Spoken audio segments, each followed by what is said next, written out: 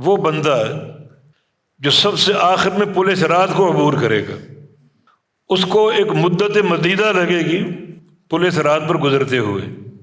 وہاں مختلف لوگوں کے مراتب ہوں گے، کچھ بجلی کی طرح، کچھ پلک چھپکنے کی طرح، کچھ آندھی کی طرح، کچھ سمندروں کی لہروں کی طرح، اور کچھ تیز رفتار گھوڑے کی طرح، کچھ انسانوں کی ایک تیز رفتاری، اور کچھ جو ہیں وہ بڑے آہستہ آہستہ، اور کچھ کھڑے نہیں ہو پائیں گے، جیسے بچے گھٹنوں کے بل چلتے ہیں اس طرح وہ چلیں گے۔ تو بڑا ان کو وقت لگے گا۔ جنت کی پشت پر یہ قائم ہے، چھوٹا تو نہیں ہوگا، جنت بہت وسیع ہے، بہت بڑا پل ہے یہ، تو اس کو عبور کرنے میں وقت لگے گا، اور خاص طور پہ ایسے انسان جو گھٹنوں کے بل چلیں گے۔ بعض حدیث ترغیب و ترہیب میں صحیح سند کے ساتھ یہ حدیثیں ہیں کہ بندے کا بعض اوقات ہاتھ چھوٹ جائے گا، یعنی گرنے لگے گا، اور وہ ایک ہاتھ کے سہارے سے لٹکا ہوا ہے۔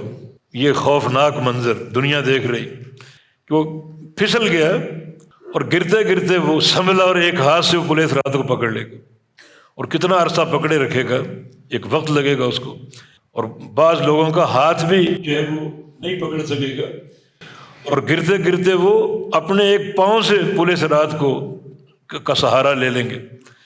اس طرح وہ معلق ہوں گے، اور جو آس پاس جو اس کے کنڈے ہیں اور وہ جھاڑیاں ہیں پیچدار، اور اس طرح ان کی کیفیت، جس طرح بچہ یعنی ہلتا تڑپتا جیسے کسی بچے کی اس کا والد پٹائی کر رہا ہو، مار رہا ہو، اس کی کیفیت کیا ہوتی، یہ کیفیت کچھ لوگوں کی ہوگی۔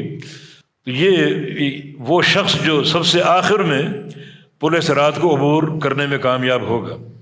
نبی علیہ السلام کی ایک حدیث ہے کہ سب سے آخر میں جنت میں جو بندہ داخل ہوگا جہنم سے نکل کر، وہ قبیلہ جوہینہ سے ہوگا، عرب کا ایک قبیلہ جوہینہ، اور اس کا نام بھی جوہینہ ہوگا، اس کا نام بھی جوہینہ ہوگا۔ دارقطنی میں یہ روایت، اور اہل جنت انتظار کریں گے جوہینہ نامی بندہ کب داخل ہو، تاکہ ہمیں پتہ چل جائے آخری بندہ۔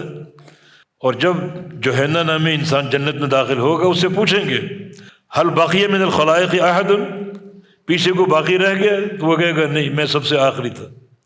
تو نبی علیہ السلام کی اخبار غیب حق ہے، ہمارا ان پر ایمان ہے۔ تو حدیث کا مقصود کیا ہے؟ اللہ تعالیٰ کی صفت کلام کا اثبات۔